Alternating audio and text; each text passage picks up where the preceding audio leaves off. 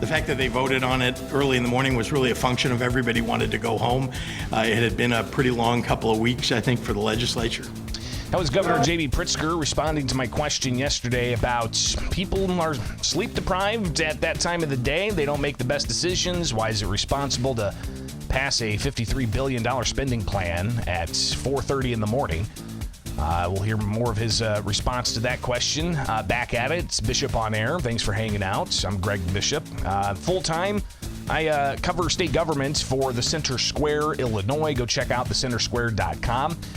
But I do this on my own time just to kind of hang out and unpack even more of my understanding of what's going on at the State House, giving you kind of both sides and asking questions, and hopefully you are informed and enjoy the program on a daily basis. So like, subscribe, and hit that notification bell, all right?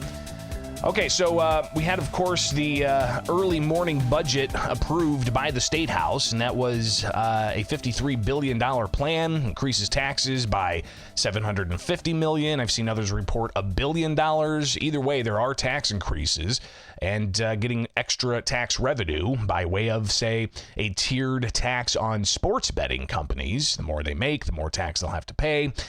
You also have hundreds of millions of dollars in capping net operating losses for businesses. You have a couple of $100 million in extra tax revenue from capping the retailer discounts that retailers get for collecting and remitting sales taxes back to the state and local governments. You've also got a variety of other tax changes, all in total $750 million, if not more. But you also have in the budget increased spending for non-citizen migrants.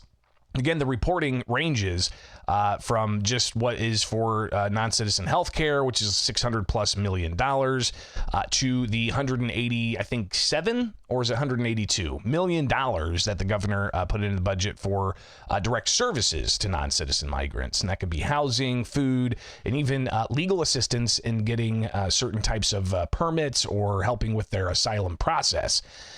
So you also got to include the $100 or so million for welcoming centers. And when you start adding all of that up, then it gets over $900 million in pay for non-citizen migrants from Illinois taxpayer funds. So all of that also, I mean, it funds roads, it funds pensions, it funds schools. The K through 12 and higher education is going to get about a quarter of the budget. The $53 billion.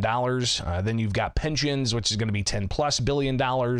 And you can see where a lot of the funds are ultimately going. But the budget, last minute, it was the final thing they ultimately enacted with the legislation they passed. It hasn't been enacted. I don't think the governor signed it yet. But you've got the plan, including the budget, the line item, the budget implementation bill, which carves out a whole bunch of different things and moves funds around. So there's fund sweeps in there. One Republican indicated that there's about $1 billion in fund sweeps. In a question I wasn't able to get to the governor, but you got to ask, if there wasn't these tax increases and these fund sweeps, how's the budget balance? Do you need those things? And what do you do moving forward next year? Are you going to have to increase taxes elsewhere or do more fund sweeps? These are obviously questions that we'll see how they play out. But regardless, you've got the governor holding a news event yesterday talking about the budget and other legislative priorities. But I had to ask about the process. People make the best decisions when they're sleep deprived. Why is it responsible to pass a budget at 4:45? Well, the budget came out about a week ago, so people have had almost a week to look at, every aspect of it. Thursday, but whatever. I mean, there are days and days. People who like to say, oh, it came to my desk an hour before we had to vote on it. That's not true. That didn't happen this year. The fact that they voted on it early in the morning was really a function of everybody wanted to go home. It had been a pretty long couple of weeks, I think, for the legislature. So everybody wanted to go home was the reason why, the governor says. The vote came at 4:30 in the morning. But if you go back and review the tape of the votes on one of the measures in that package, it took them 3 times took Democrats 3 times to get enough votes. And again, this is at like 3:30 in the morning. They took a vote, didn't have enough Democrats in support of it on the House floor. So they tried again a second time, and they didn't have enough votes on the House floor. And then they tried it a third time where they were able to get a few more votes onto the House floor, again at 4:30 in the morning. And that sparked the House Republican floor leader, Patrick Windhorst from Metropolis, to give this impassioned address. I think it's clear to everybody what's going on here. It takes the super majority. How many times to get this, well, right in your mind? You pass these rules. These are your rules. I think you're wrong with the motion to reconsider. That's not the appropriate process. Rule 72 is clear about what's to occur with concurrences. It says you get 2 votes on a concurrence. Both of those failed. I think it should be clear to everyone in this state what this supermajority is willing to do to ram a tax increase down the throats of the citizens of Illinois. At 4:30 in the morning, 3 votes. 3 votes. Request a verification. So, again, the process, long, arduous in the early morning hours, looking at some of the tape throughout the early morning hours, including late evening committees just before the turn of midnight. And you could see it in legislators' faces, yawning a whole bunch, rubbing their eyes, trying to stay awake. You could just see it all throughout. The House floor even at 3:30, 4:30, and so on. But again, back to the question I asked the governor. You know, people at early morning hours can be sleep deprived and not make the best decisions. How is it responsible to pass a budget in the early morning hours? People make the best decisions when they're sleep deprived. Why is it responsible to pass a budget at 4:45? Well, the budget came out about a week ago, so people have had almost a week to look at, every aspect of it. Thursday, but whatever. I mean, there are days and days. People who like to say, oh, it came to my desk an hour before we had to vote on it. That's not true. That didn't happen this year. The fact that they voted on it early in the morning was really a function of everybody wanted to go home. It had been a pretty long couple of weeks, I think, for the legislature. And absolutely a long couple of weeks, and even for media covering it. I think Friday, Saturday, and Sunday I put in at least 13, 14 hours each day, and even into Tuesday into Wednesday. It was just long days, and definitely a lot of red eyes amongst those covering this. But the process was that way because there were some Democrats that weren't going to vote for it, especially the tax increase package. So they didn't have the votes on the floor. The governor was asked about that as well, about the process and what led to that. I don't know. I mean, I watched it, I hate to say, like many of you at 4 in the morning, but I can't tell you what the process was that led to that. Tell me why 7 Democrats didn't vote for the budget. 7 Democrats didn't vote for the budget. budget. Well, good news, there are 78 Democrats. You're welcome. And in fact, it was a great budget. And the fact that there are some who disagreed on aspects of the budget is just a function of what Will Rogers once said, which is, I don't belong to an organized party, I'm a Democrat. So some of the things the budget includes in the budget implementation bill and the tax revenue increase includes a bunch of different tax credits. Tax credits for the movie industry, tax credits for live theater production, tax credits for gifting to endowments, tax credits for endowments that help pay their employees' student loans, tax credits for this, tax credits for that.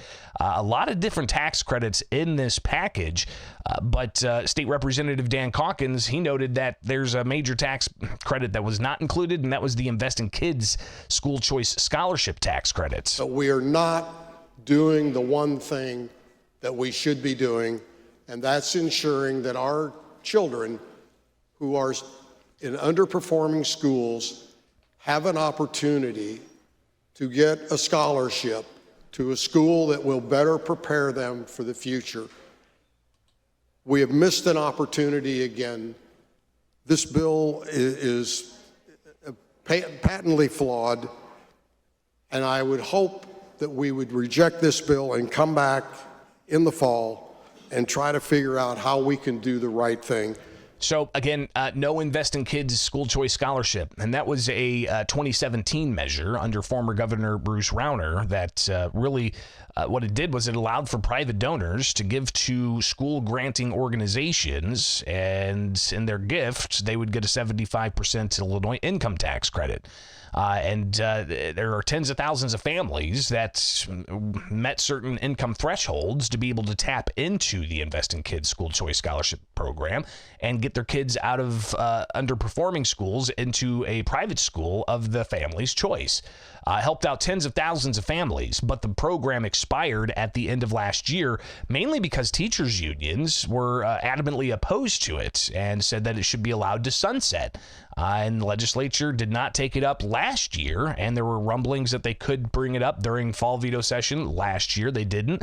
Then the end of the year comes up, and the program expires, and here we are at the end, and now the expiration of the spring session, and the Invest in Kids school choice scholarship program was not brought up. The governor was asked about that yesterday as well. I know that there are people who'd like to bring it back, and I had meetings with many of them, heard them out.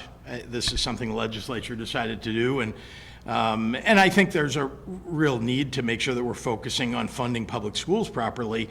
And very importantly, and I talked about this, and maybe this is too much detail for you, if you're going to have a tax credit like that, we ought to let the federal government cover much of the cost of it, which we weren't doing. This was all done, as you know, in the kind of dark of night, I guess is the way to say it, from 2017 when this program was created. And it was created in a simplistic fashion, in a way that cost Illinois taxpayers more than it should have. So if you were going to re-up it, it needed to be changed.